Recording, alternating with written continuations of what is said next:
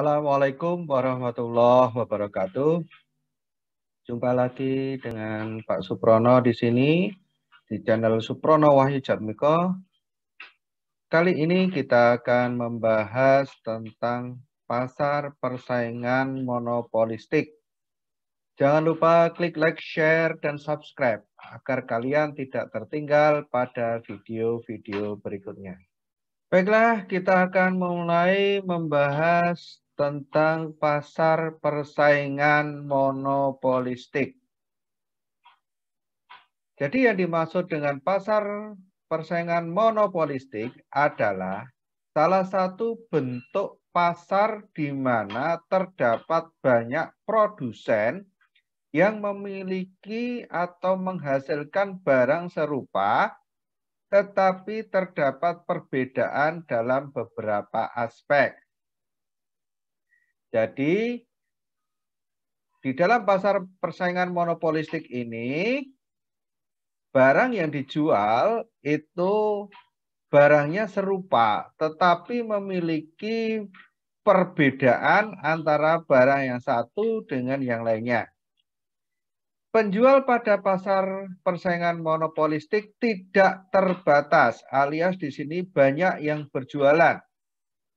Namun setiap produk yang dihasilkan pasti memiliki karakter tersendiri yang membedakannya dengan produk yang lainnya. Sebagai contoh, misalkan adalah shampoo. Shampoo dari merek A, B, C, sama-sama shampoo, tetapi ada karakteristik yang membedakan antara sampo yang satu dengan sampo yang lainnya. Termasuk juga pasta gigi. Ini juga sama. Sama-sama pasta gigi, beda merek, beda karakteristiknya. Meskipun fungsi semua shampoo sama, yakni untuk membersihkan rambut, tetapi setiap produk yang dihasilkan produsen yang berbeda memiliki ciri khusus. Misalkan perbedaan aroma, perbedaan warna, kemasan, dan lain sebagainya. Karakteristik pasar persaingan monopolistik. Pada pasar monopolistik, produsen memiliki kemampuan untuk mempengaruhi harga, walaupun pengaruhnya tidak sebesar produsen dari pasar monopoli atau oligopoli. Jadi walaupun di sini yang jualan banyak, tetapi produsen itu bisa mempengaruhi harga. Tetapi pengaruh harga yang dilakukan oleh produsen di pasar monopolistik ini tidak seperti pengaruhnya di pasar monopoli atau pasar oligopoli.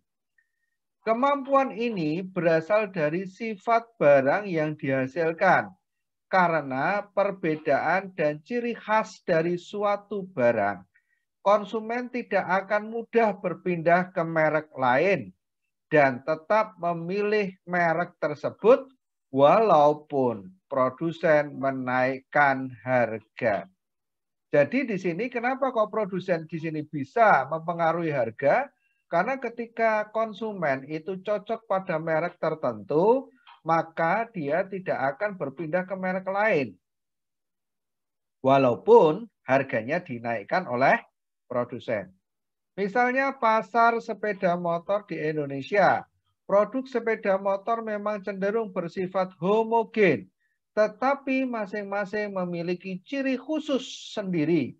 Sebut saja sepeda motor Honda, di mana ciri khususnya adalah irit bahan bakar. Sedangkan Yamaha memiliki keunggulan pada mesin yang stabil dan jarang rusak. Akibatnya, setiap merek mempunyai pelanggan serta konsumen yang setia atas masing-masing produknya. Jadi, di sini walaupun sama-sama produknya itu sama, yaitu sepeda motor, tetapi masing-masing itu memiliki pelanggan setia, di mana mereka itu setia karena karakteristik dari barang tersebut sesuai dengan selera konsumen. Pada pasar persaingan monopolistik, harga bukanlah faktor yang bisa mendongkrak penjualan.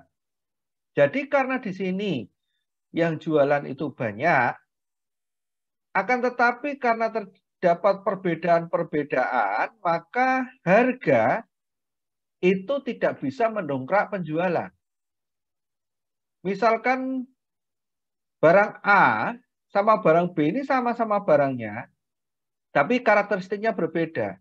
Misalkan barang A dimurahkan, ini tidak serta-merta akan mendongkrak penjualan barang A walaupun lebih murah daripada barang B. Bagaimana kemampuan perusahaan menciptakan citra yang baik di dalam benak masyarakat sehingga membuat mereka mau membeli produk tersebut meskipun dengan harga mahal akan sangat berpengaruh terhadap penjualan perusahaan. Jadi di sini yang bisa mendongkrak penjualan pada pasar persaingan monopolistik itu adalah citra. Citra atas merek yang ada pada produk tersebut. Maka kalau produk pada pasar monopolistik begitu citranya buruk, maka sulit untuk mendongkrak kembali penjualannya. Oleh karenanya, perusahaan yang berada dalam pasar monopolistik harus aktif mempromosikan produk sekaligus menjaga citra perusahaan. Nah, di dalam pasar monopolistik ini yang utama untuk mendongkrak penjualan agar citranya itu dikenal oleh masyarakat adalah dengan promosi. Nah, biasanya pada pasar persaingan monopolistik ini masing-masing perusahaan gencar mempromosikan produk. Tujuannya untuk memberikan produk knowledge atas produk mereka dan membangun citra perusahaan di dalam produk yang mereka tawarkan. Produk yang terdiferensiasi atau differentiated product, elastisitas permintaan pasar persaingan monopolistik berada di antara pasar persaingan sempurna dan pasar monopoli. Jadi, ini ya, ini adalah yang agak tegak, ini adalah pasar monopoli. Nah, ini kurva pasar monopoli, ini kalau digambarkan, ini adalah sama seperti kurva inelastis. Sedangkan pasar persaingan sempurna itu adalah yang lurus horizontal mendatar ini. Kalau di dalam kurva elastisitas, ini adalah kurva elastis sempurna. Nah, kurva pasar persaingan monopolistik itu di antara pasar monopoli dan pasar persaingan sempurna. Nah, ini membentuk, ini kalau kurva elastisitas adalah kurva elastis. Jadi sedikit rebah, tidak horizontal dan juga tidak tegak. Mengapa kok bisa seperti ini? Karena di dalam pasar persaingan monopolistik itu memiliki karakter bebas masuk dan keluar atau free entry and exit atau free entry barrier. Jadi tidak ada halangan masuk keluar pasar. Penjual dan pembeli mengetahui kondisi pasar. Contoh pasar persaingan monopolistik, di sini ada sepeda motor, kemudian produk obat-obatan. Ini adalah contoh pasar persaingan monopolistik.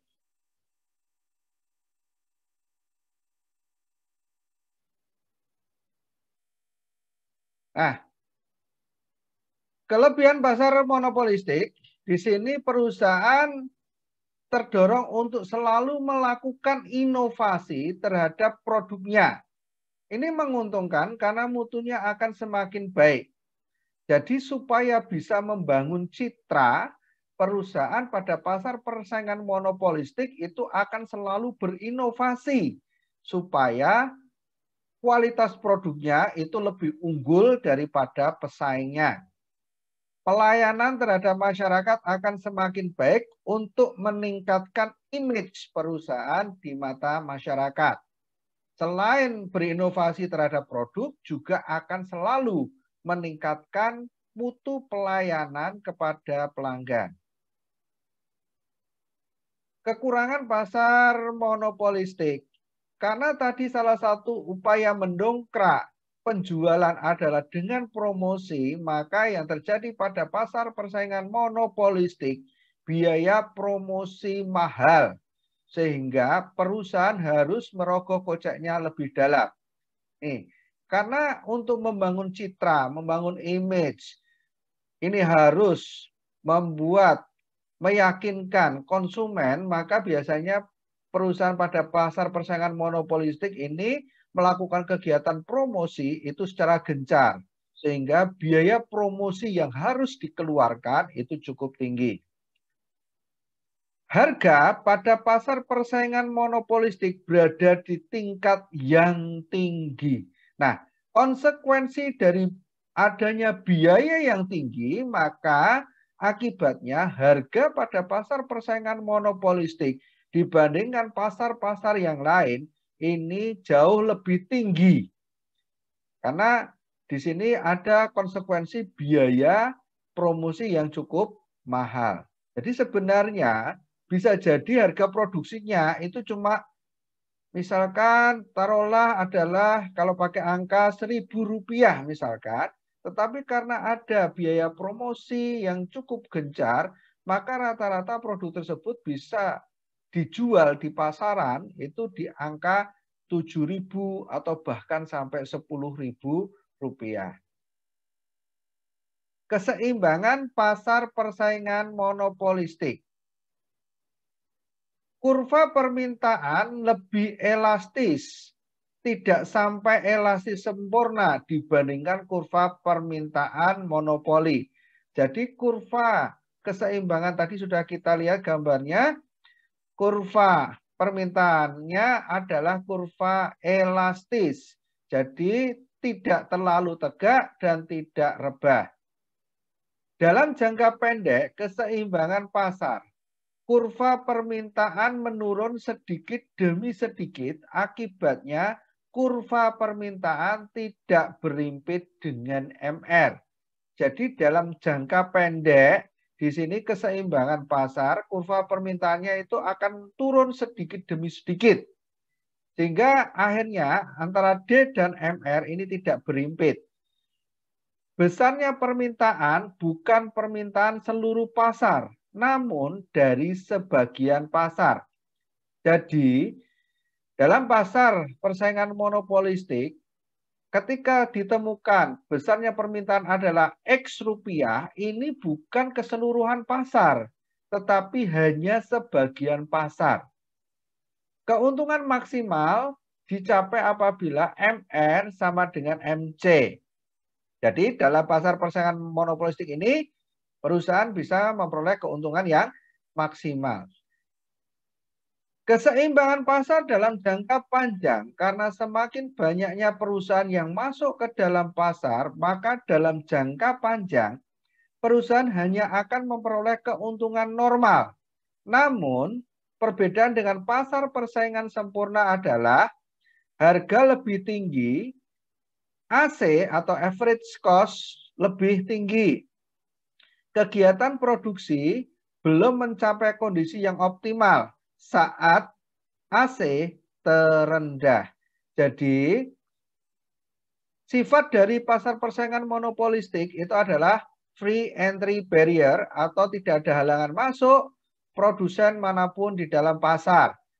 Sehingga banyak sekali pedagang-pedagang yang bisa masuk ke dalam pasar. Akibatnya di sini karena jumlah pedagang banyak, persaingannya banyak, maka keuntungan yang diperoleh perusahaan dalam jangka panjang ini hanya keuntungan normal. Sama seperti pasar persaingan sempurna juga dalam jangka panjang juga hanya akan memperoleh keuntungan normal. Hanya di sini perbedaannya, kalau di pasar persaingan sempurna, produsen tidak bisa mempengaruhi harga. Sedangkan di pasar persaingan monopolistik, perusahaan bisa mempengaruhi harga. Sehingga sama-sama pada pasar persaingan, sama-sama pada keuntungan normal. Perbedaannya adalah pada pasar persaingan monopolistik ini, harga yang terjadi lebih tinggi dibandingkan harga yang terjadi pada persaingan sempurna. Nah, ini kurvanya. Ini kurvanya. Ya, sebelah kiri ini ketika perusahaan pada pasar persaingan monopolistik mampu menghasilkan laba. Ya, mampu menghasilkan laba. Ini AC, ya. AC, ini adalah MR, ini adalah MC. Ini adalah titik MR sama dengan MC atau adalah titik laba maksimal. Nah, ini AC-nya. AC-nya di sini. Kalau sebelah kanan di sini adalah kondisi kurva perusahaan mengalami kerugian. Mengalami kerugian. Karena di sini harga, kalau di sini ini harga di atas AC ya. Ini harga P di atas AC. Ini AC-nya. Sedangkan kalau di sini harga ini bersinggungan dengan AC atau boleh dikatakan ini malah harga bisa di bawah dengan AC sehingga perusahaan mengalami kerugian. Nah, ini adalah keseimbangan perusahaan persaingan monopolistik dalam jangka pendek. Nah, sedangkan dalam jangka panjang tadi adalah laba normal. Jadi kalau laba normal ini harga itu bersinggungan dengan D, bersinggungan dengan AC. Atau ini adalah kalau di perilaku produsen ini adalah posisi break even point. Jadi posisi tidak laba dan tidak rugi. Nah, ini di posisi di sini. Nah, ini adalah posisi E, ini adalah laba normal. Keseimbangan perusahaan dalam jangka panjang. Ada dua sebab pasar persaingan monopolistik tidak dapat lebih efisien dibandingkan pasar persaingan sempurna. Jadi, dalam jangka panjang ada dua sebab pasar persaingan monopolistik ini tidak lebih efisien dibandingkan pasar persaingan sempurna. Hal ini terjadi karena harga jual yang masih lebih besar daripada biaya marginal. Lalu, kapasitas berlebih atau excess capacity. Jadi dibandingkan dengan pasar persaingan sempurna, pasar persaingan monopolistik ini menjadi tidak lebih efisien. Sebab dalam jangka panjang nih harganya itu masih mahal. Lebih besar daripada biaya marginalnya. Biaya marginal adalah tambahan biaya setiap satu unit produksi. Lalu akibatnya kapasitas itu menjadi berlebih. Biasanya ketika harga mahal itu produsen untuk selalu meningkatkan kapasitas produksi. Sehingga ketika di sini dalam jangka panjang harganya masih mahal, ini terjadi excess capacity.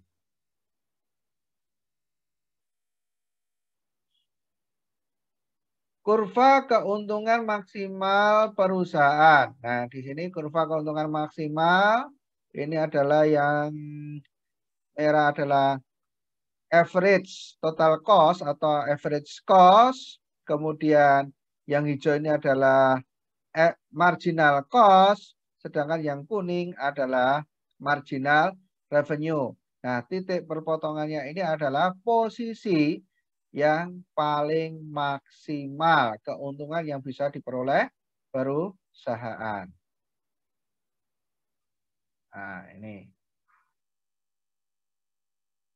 Keuntungan maksimal dicapai ketika MC sama dengan MR. Penilaian pada pasar persaingan monopolistik. Penggunaan sumber daya atau faktor-faktor produksi pasar persaingan sempurna lebih efisien dibandingkan pasar persaingan monopolistik karena kapasitas produksinya di bawah tingkat yang optimal. Jadi seperti tadi sudah dibahas, yaitu pasar persaingan sempurna itu akan lebih efisien dibandingkan dengan pasar monopolistik. Diferensiasi produknya jauh lebih baik daripada pasar persaingan sempurna. Nah, namun keunggulan dari pasar monopolistik ini, dia memiliki diferensiasi produk yang jauh lebih baik dibandingkan pasar persaingan sempurna. Dorongan untuk melakukan inovasi teknologi pada pasar ini sangat terbatas. Karena dalam jangka panjang, pasar hanya dapat memperoleh keuntungan normal.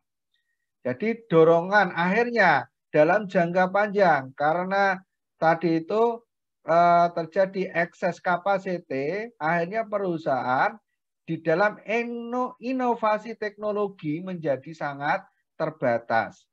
Distribusi pendapatan produsen merata. Nah, kelebihan dari pasar monopolistik ini dibandingkan pasar yang lain, distribusi pendapatan produsen itu merata antara produsen yang satu dengan produsen yang lainnya. Dalam pasar monopolistik, persaingan bukan harga. Nah, jadi seperti tadi sudah kita bahas, persaingan yang muncul itu bukan di harga, karena harga tidak mempengaruhi atau tidak bisa mendongkrak penjualan. Di sini akhirnya persaingan adalah, tadi kita sudah membahas, adalah di promosi penjualan dalam bentuk iklan.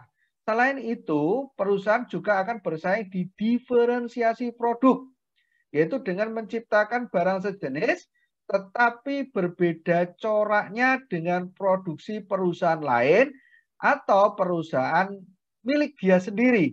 Jadi dalam satu perusahaan, misalkan sama-sama mengeluarkan shampoo, dia akan mengeluarkan shampoo dengan karakteristik A dan karakteristik B.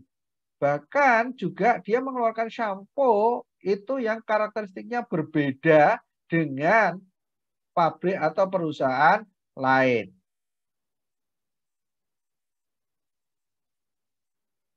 Tujuan pengiklanan pada pasar persaingan monopolistik itu adalah untuk memberikan penerangan kepada konsumen mengenai barang yang diproduksi. Jadi memberikan produk knowledge kepada calon-calon konsumen.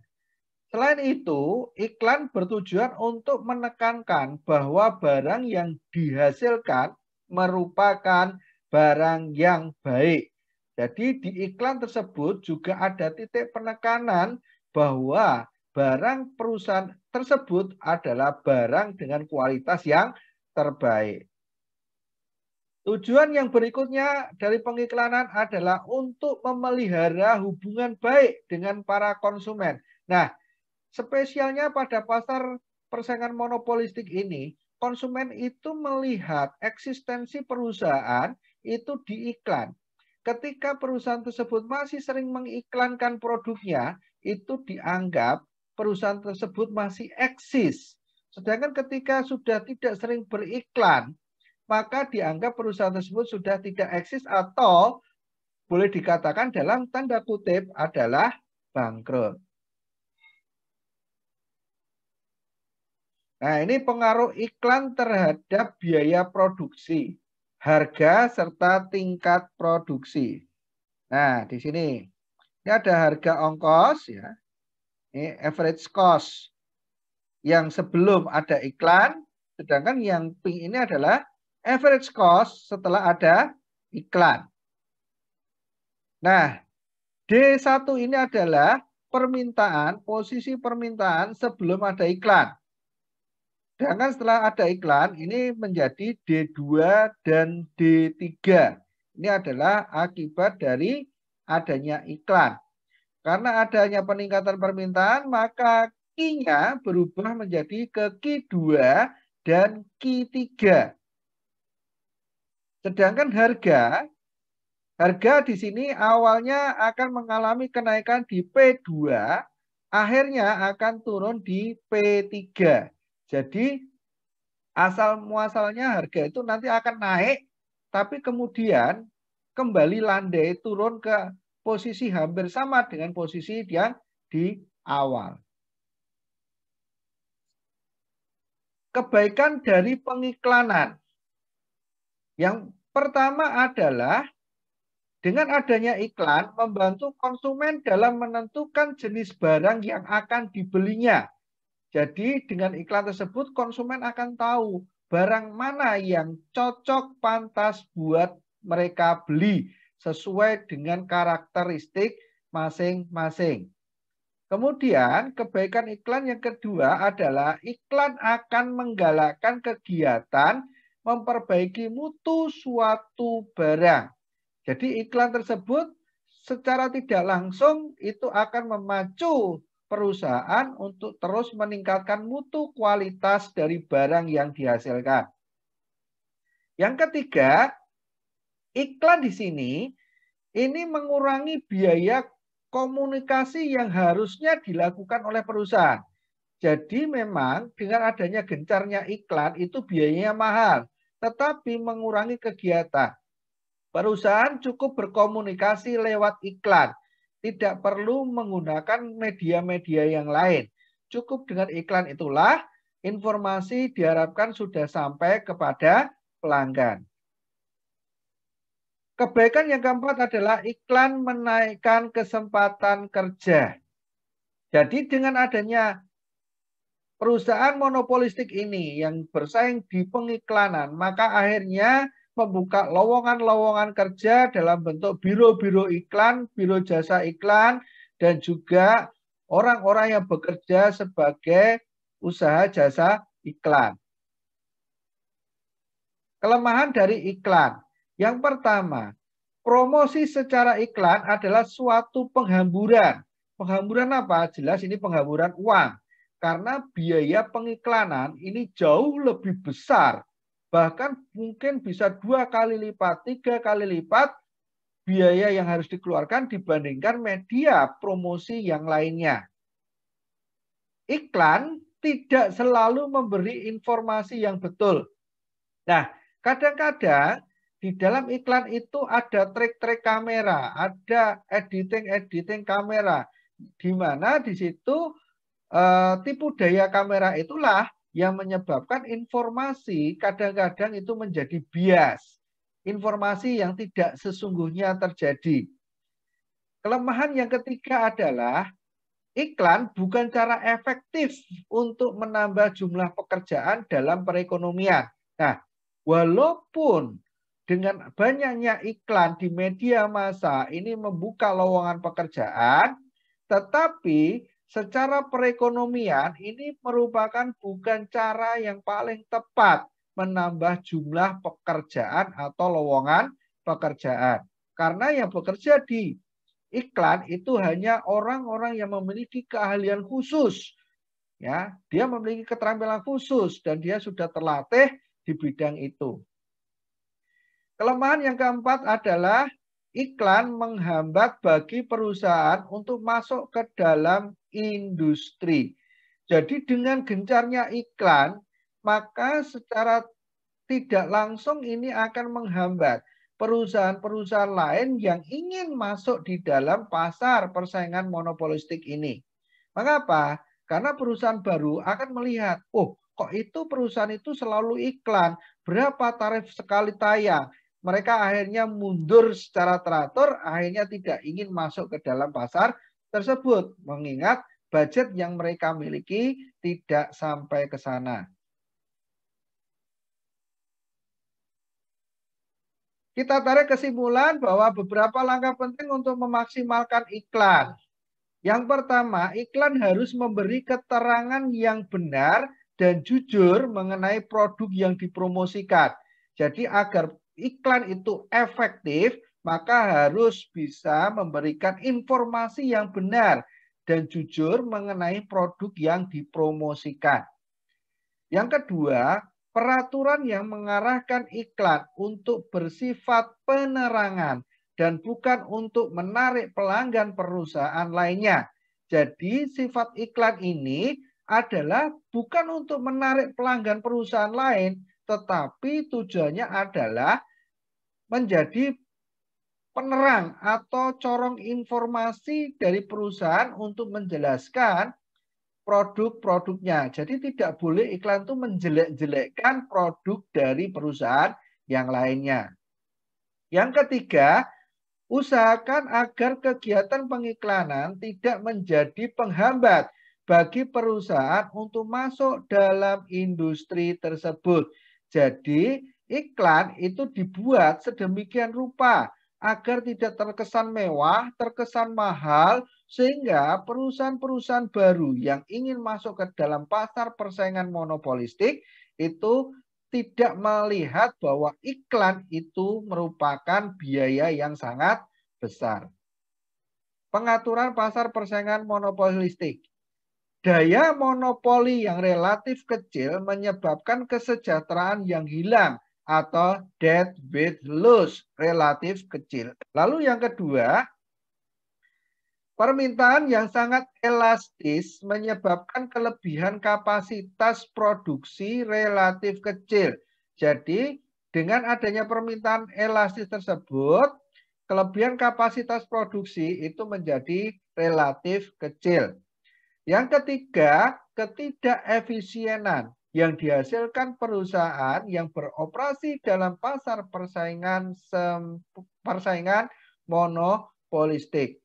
Jadi dengan mengatur pasar persaingan monopolistik ini, ketidakefisienan yang dihasilkan dari perusahaan pada saat dia beroperasi ini menjadi bisa berkurang. Demikianlah pembahasan mengenai materi pasar persaingan monopolistik. Kita jumpa pada video berikutnya. Jangan lupa klik like, share, dan subscribe agar kalian tidak tertinggal pada video-video berikutnya. Kurang lebihnya mohon maaf. Akhirul kalam. Wabillahi taufik wal hidayah. Assalamualaikum warahmatullahi wabarakatuh.